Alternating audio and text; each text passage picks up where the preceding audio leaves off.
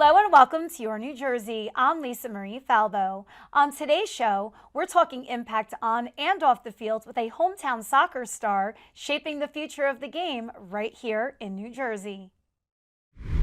But first, former New York Giants lineman and Super Bowl champion Oben joins us to talk about the NFL Alumni's Gear Up Against Cancer campaign, an effort focused on lung cancer awareness, prevention, and the importance of early screenings for communities across New Jersey and New York. Roman, welcome to the show. It's so good to be on the show. How are you doing? This is awesome because Yeah. you're like my best friend in the NFL. So, I mean, such a full circle moment. Yeah, absolutely. No, I'm happy to be here and talk about all these issues and keep moving forward. Yeah, I've been involved in the community for a while and definitely ready to talk about NFL Gear Up for Cancer campaign with NFL Alumni. So it was a partnership with the CDC and Gear Up to fight against cancer, and it was really about lung cancer awareness, detection, prevention, education.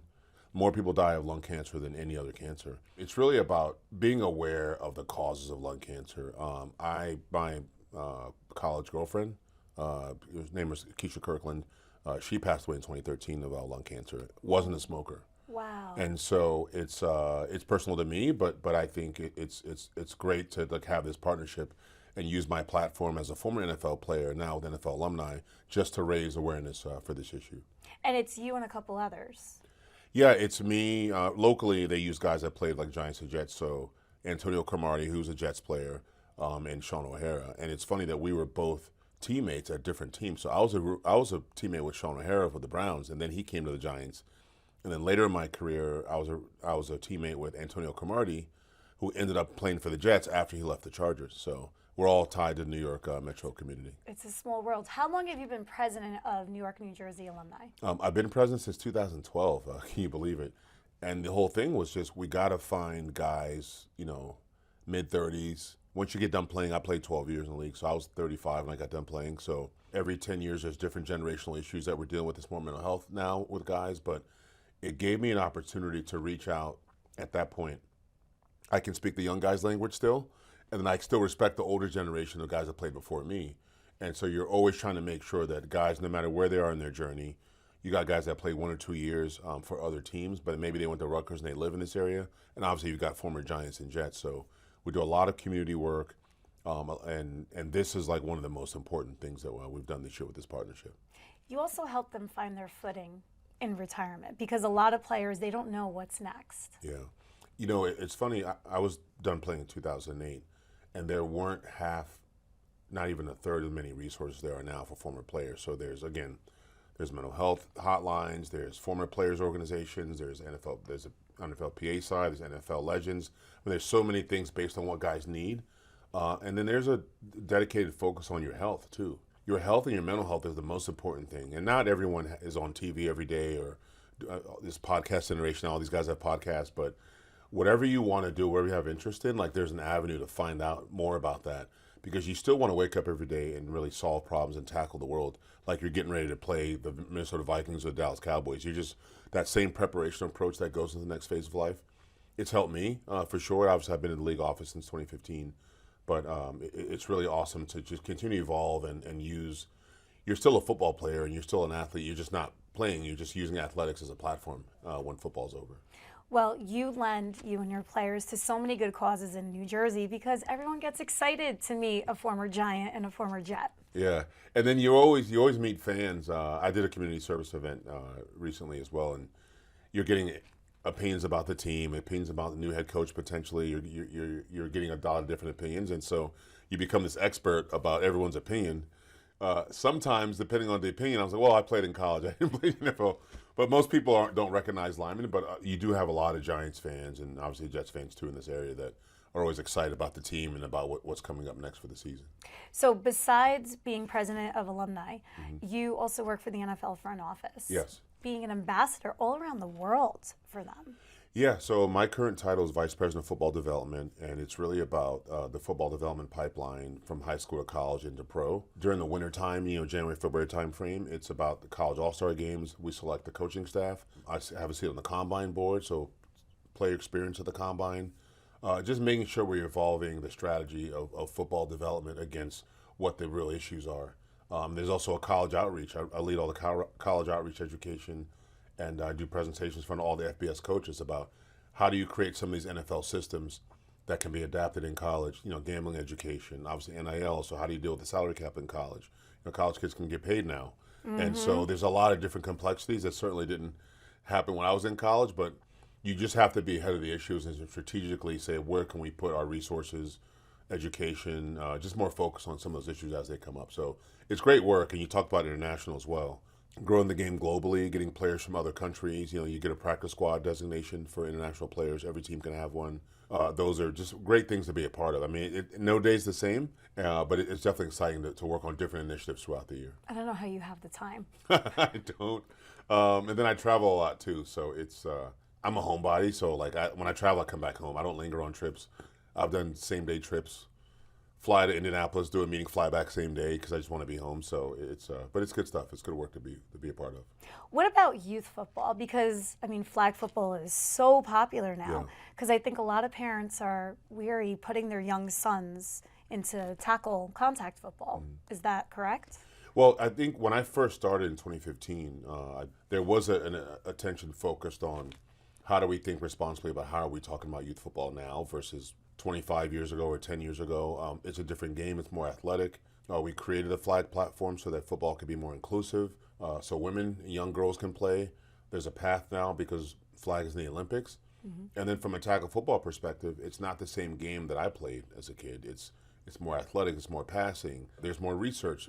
Companies like Riddell, they're putting more research in health and safety. And then coaches are more educated. You've got to get probably a more scrutinous certification than you to do anything just to coach kids. So, and that's what you want to be a part of. Parents want to make sure their kid is in the best position to succeed, whether it's tackle or flag. But I think the game is in a much better place than it was 10 years ago than we started. And certainly, things that we went through as kids when I was younger. Yeah, and you have two sons that play, so all of this is of greater importance to you. Yeah, absolutely. It's almost like working on initiatives and you get to follow your kids through their own journey. So when they were younger, I was doing more youth football related work. Now they're older, I'm doing more college football related work too, and some pro stuff too. But it's good work. It's really a blessing to be a part of it. So besides football, in New Jersey, you sit on various boards. Tell me about that. Man, there's a few boards. So St. Joseph's Hospital is obviously Wayne and Patterson. I've been a member of the board for probably since 2019 or so. We had a golf tournament every year we do. There's a lot of things going on in the local Patterson community. Patterson is really like my adopted hood, so to speak. Really? How yeah. come? Well, when I was playing for the Giants, I'd go to Patterson get my hair cut. I lived off of like 46, so I'd go right down Union Ave and find little places to eat when you get into the Patterson side. So I've always loved Patterson, but the willingness to serve in that capacity.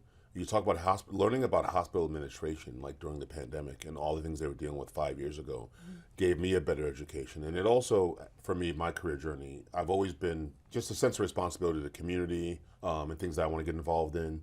When you're younger, you go to elementary school, you read books to kids, or you go do an appearance. But like at this stage in life, being on a hospital board, I'm on the board for Minorities in Sports. I'm on Positive Coaching Alliance, like things that really touch me and impact me.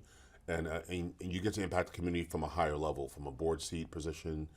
How can you work with these organizations that are impacting the community in a positive way? So it's really awesome to be a part of those. I'm glad you brought that up. Oh, of course. I admire everything about you, but I think your life outside of football and everything else, that just shows the kind of heart that you have. Well, it keeps you balanced. And I think I would tell college kids all the time, you can't just think about football all the time. I think your ability to do well in the classroom, do well in the community, just self-manage yourself, have something, it's all about the brand identification, brand affinity, but your brand identity is how people think about you. So I want people to look at me as someone who cares about the community, cares about impact, and just wants to continue to grow. I haven't played a down of football since 2008. But, it's been that long? Yeah. But I'm still preparing. I'm still paying attention to things. I'm still focusing on things that are important to me and how I can create impact. So like I said, you're always a football player. You're just not always playing football. Well, we'll end on some football. The New York Giants are bringing in the coach, John Harbaugh. Can you believe that he's going to be a New York Giant? Interesting story. So that summer of '08, when I was done playing in the league, I did a minority coaching internship with the Ravens when he first got to Baltimore. And in that room, he challenged Ray Lewis, Ed Reed, and all those guys about who they really were, and they hadn't won a Super Bowl since 2000. We don't talk about when they beat that the one. Giants. Yeah, unfortunately, but he really challenged them, and he was like a special teams coach. He was the first head coach to be from special teams, and he had this chip on his shoulders.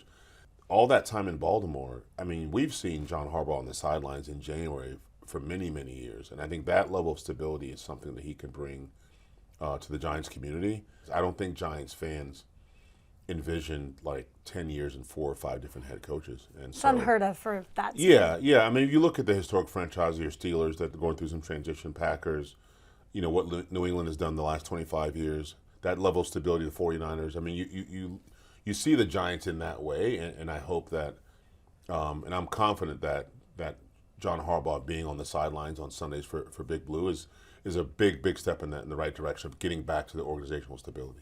9 teams were looking for a head coach this cycle. That's insane. And unheard of, right? Yeah, that's insane. Why is that? Well, you always have the firings that you know are going to happen, and then there's always a few outliers. And what the average fan doesn't think about is it's not just 9 guys looking for a job. I mean, there are staffs of like 50 people. Yeah, you got staff, you got operational staff, coaching staff, and I moved around a lot. As soon as we got married, I said we're going to move a little bit and just hopefully not. But 3 teams my first 5 years of marriage I ended up playing for. But towards the end, I was with the Chargers for a long time. But I always think about the families and the things that get affected and impacted. Obviously, fans want good football. They want their team with a chance to win and go to the Super Bowl. But you do think about that. So I appreciate you bringing that up. Yeah, of course. Well, where can people find out more about the campaign and everything that you're doing? NFLAgearUp.org/cancer /cancer about the fight against cancer with NFL Alumni, partnership with the CDC for Gear Up, and obviously I'm pretty active on social media, so I'm at @R_OBEN on Twitter and Instagram as well, and so you can find out about what I'm up to. Awesome. Roman, this was so much fun. Thank you so much. My absolute pleasure. Thank you. Thanks. Play it like the New York Sirens. Live in the spotlight. Etch your name in lights. Embrace the noise. And when it calls you, turn it up. Get louder. Play it like they'll hear us everywhere. Because this is our team. New York Sirens. Play it big.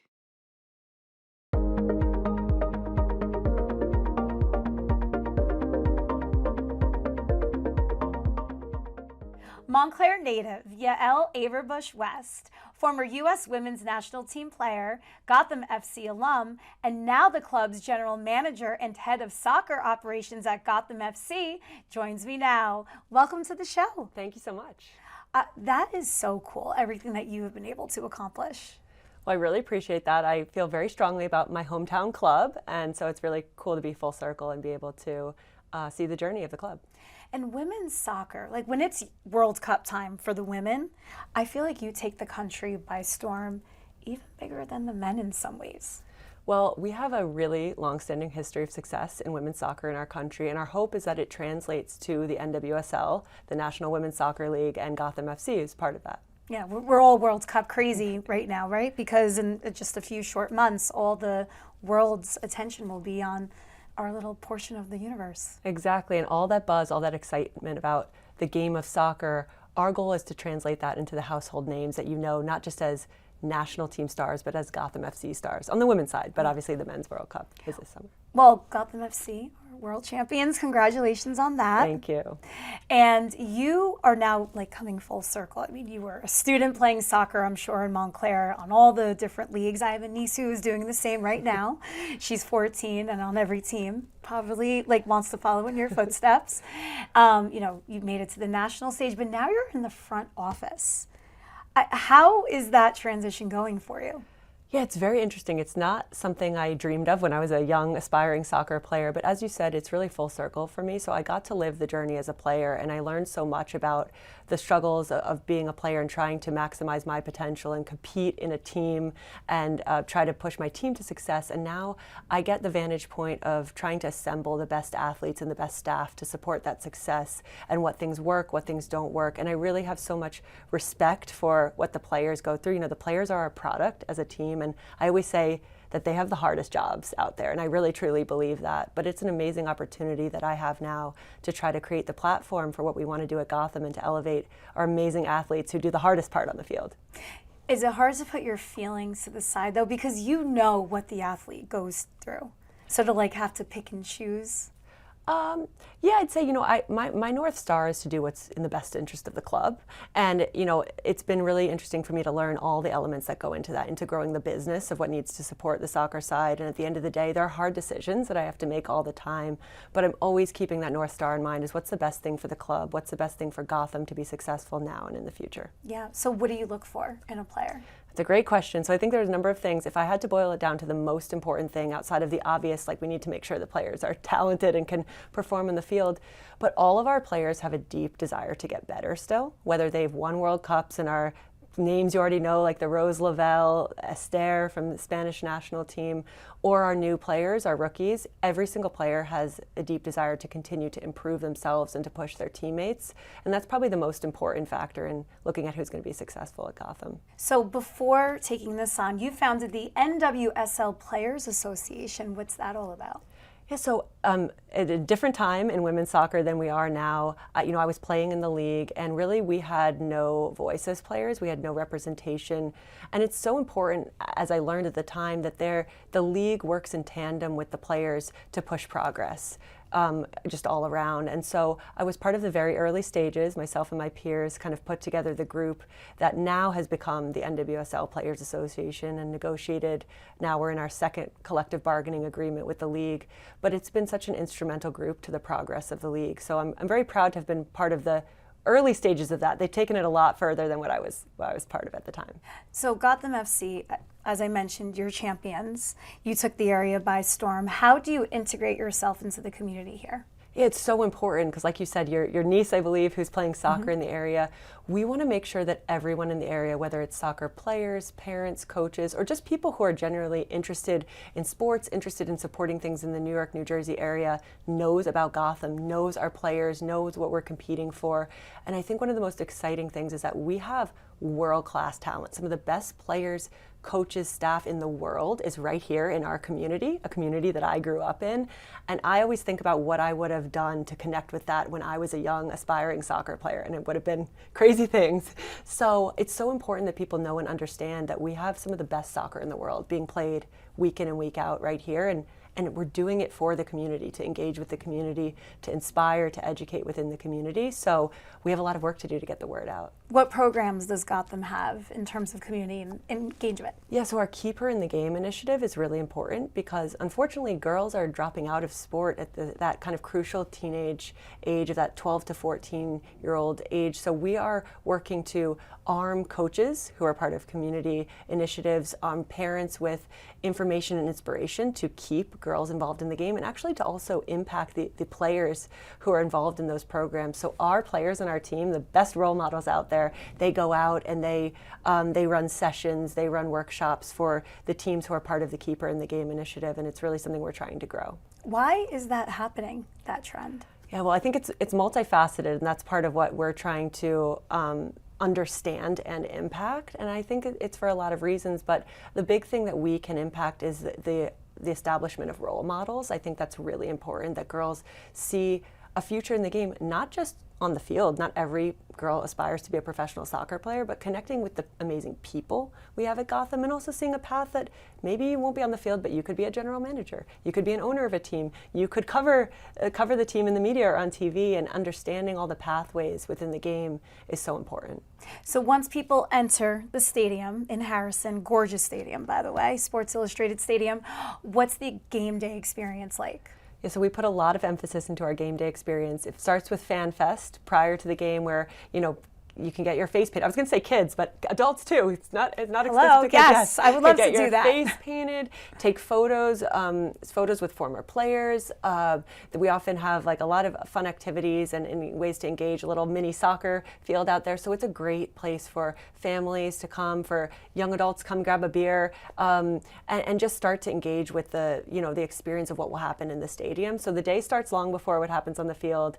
And then when you come into the stadium, I think what people, we want people to know is our athletes are so extraordinary, but also so accessible. So you come, you watch the game. I think we play a really exciting style of soccer, whether you know the sport or not. And then staying after, our players stay for a while and they sign autographs, they engage with the crowd. And it's unlike almost any other sport where you get to not just see your role models on the field, but then actually interact with them potentially after the game. Do you find women athletes have to work harder, not just at their game, but in all the different ways?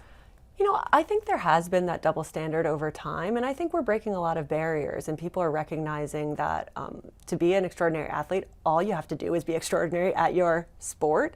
And also, that doesn't mean you have to be limited to that. Our players show up for the game, they do what we call our fit walk. They dress in amazingly cool outfits. They like to express themselves off the field as well. Nobody has to do it. Nobody has to build their brand outside the field.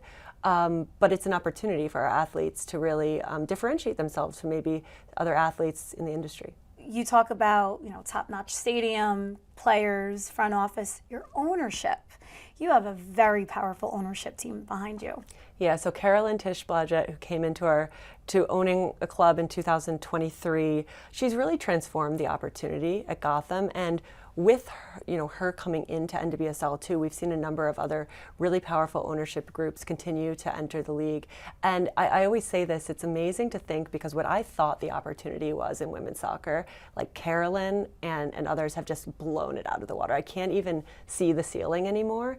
And so with her and her family's support in driving the opportunity for us, really, it's unbelievable the vision we have and the ambition that she's brought to the club. What's the demographics you see attending games?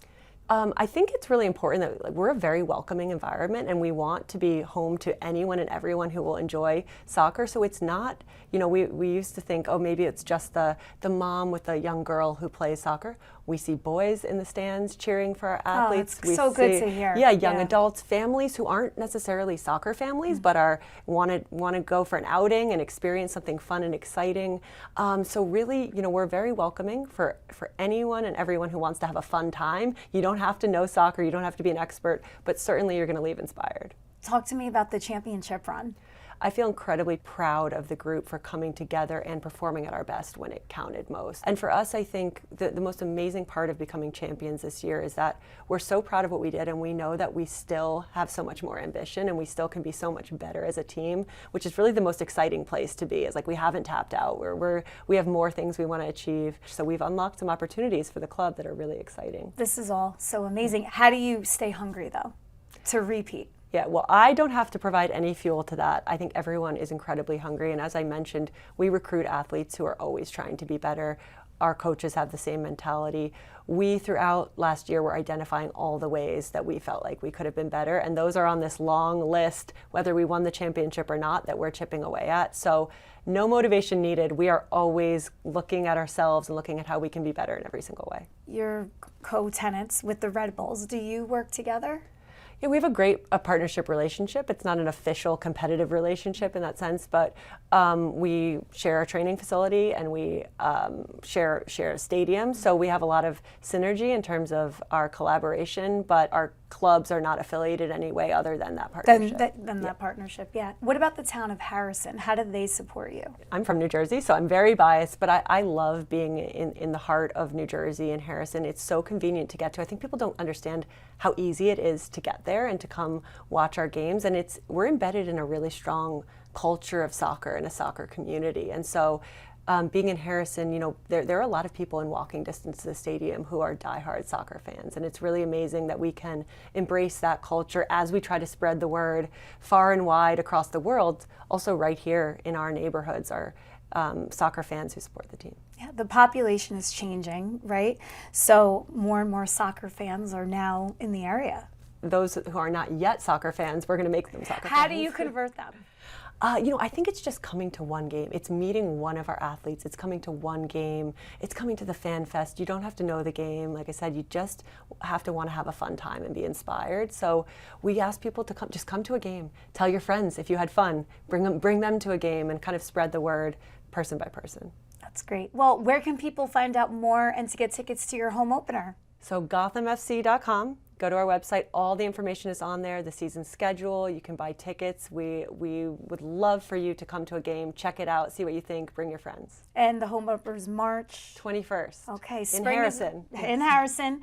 Spring is around the corner. I love it. Yes. Thank you so much and congratulations on all of your success. Can't wait to see what's next. Thank you so much. Thank you for joining me on another episode of Your New Jersey. I'm Lisa Marie Falbo. We'll see you back here next week.